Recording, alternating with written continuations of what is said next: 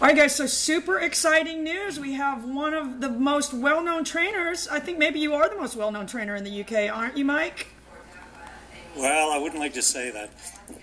Anyway, this is Mike Grantham, and what was the Rewarding Dogs? That's the name of your business. That's right. Yes, and he has used the e-collar for a long time, but he started using the pager. So I don't know, what kind of dogs do you guys get there for training? What kind of dogs are popular? All sorts of dogs. All sorts of dogs. In the last month, I've had an Akita. Yeah. I've had an American Bulldog. What? I've had all sorts of different dogs, Kelly. Well, how'd the American Bulldog get there? Well, people are breeding them in Britain. Oh, they are? Oh, that's right. Well, they've banned the pit bulls there, right? Yeah, that's right. So they've just kind of got the American They are Bulldog. breeding dogs like pit bulls because if you cross a Staffordshire Terrier with something like a Boxer or a Mastiff, I gotcha. you get the equivalent of a pit bull. Yeah. Well, and I mean, are people pretty good about wanting to get them trained there, or is it like over here where the dogs are out of control? Well, there's two things going on. One of the things is that about 2 years ago, it was made illegal to carry a knife in Britain.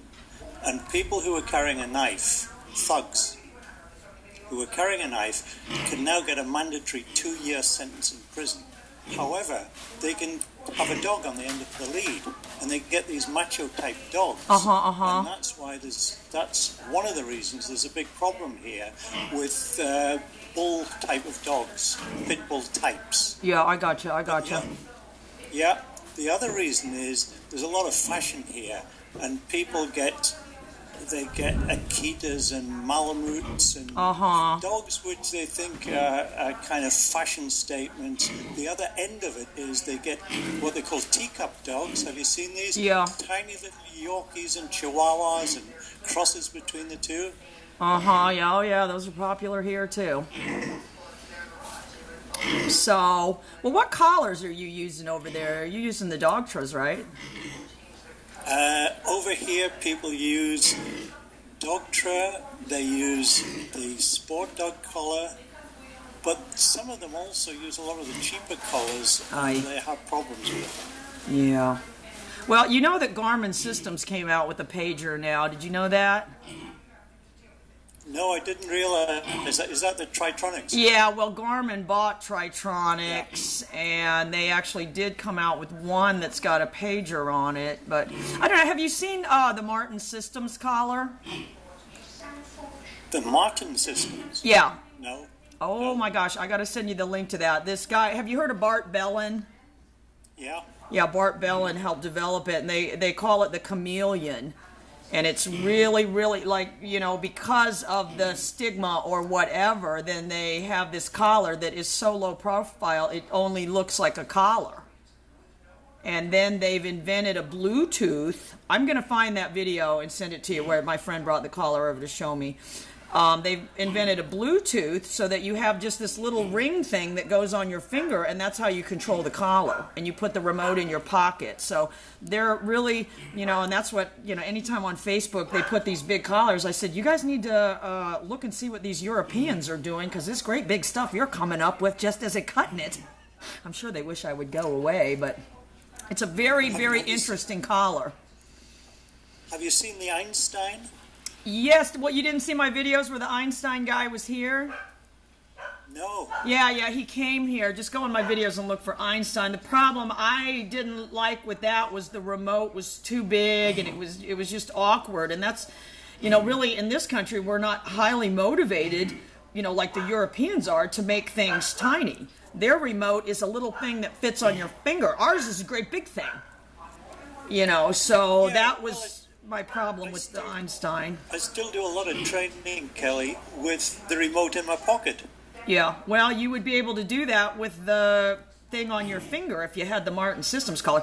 The problem with the Martin Systems collar is it's $1,000. Oh. But I think with time, the price will come down. But, you know, these companies over here don't know anything about it. But if they just got, you know, they're so sleek, and because the Europeans believe that the dog sees the remote, they've designed this itty teeny tiny thing. It's a very fascinating. So if we could kind of move, in that direction, to me that would be good, rather than just the status quo, of the remote being so big. If we could make it more likable. Yeah, sure, but the problem with the dog seeing the remote is just bad handling. Well, that's just what they believe, because the Europeans generally are using it for Schutzen. So, that's a lot of close-in work and all that. The collars over here were developed for field trail dogs and such, and those dogs are working at such a far distance that they don't concern themselves with that here. You know what I mean? Yeah.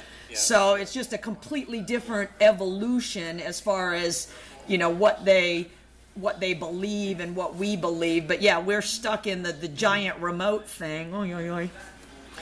Anyway, Mike, Kelly, okay, I'm sorry, go ahead. The important thing is that the collar is just another tool in dog training. And it's like every tool, if you use it well and appropriately and correctly, you don't have a problem. It's just like if you use a lead in training, your ideal is eventually to let the dog off the lead. And it's the same with, to my mind, it's the same with the collar. You use it as a tool in training. It's not a silver bullet. Oh, well, no, and like you said, when they don't know how to use it, then it's a disaster. So anyway, well, what town are you in, Mike? I'm in a town in the north of Scotland called Inverness. What is it like there? I mean, is it cold? Is it like... Well, it is, yeah. It tends to be a bit cold and windy, but the last few days, the last couple of weeks, we've had some great weather. The temperatures have been in the high 20s. What? It's winter now? No, in centigrade. Oh, centigrade. Sorry. It's like 20 degrees, my God. I gotcha. Yeah, you're in your 2 weeks of summer or whatever that you guys get there. That's right. It's been very pleasant. All right, well, that's fantastic, Mike, and I want you to start doing YouTube, okay? Well, we'll think about it. But, Kelly, I don't train all dogs with collars. Well, I know, but you could still do a YouTube. Yeah, sure. Because that's how you met me, right? That's how you found me, wasn't it? Sorry? That's how you found me, from YouTube, wasn't it? Yeah, that's right. All right, Mike. Well, it was really great talking to you, and you're going to be a continuing character on the show. We're going to get you back on here again, and you're going to call Edmund and help. Edmund's all worried because there's talking about some ban or whatever. So we got to calm Edmund down. So anyway, but all right. Well, I will just talk to you very soon, Mike. Thank you so much for being on the show. Bye. Great to speak to you, Kelly. Bye-bye.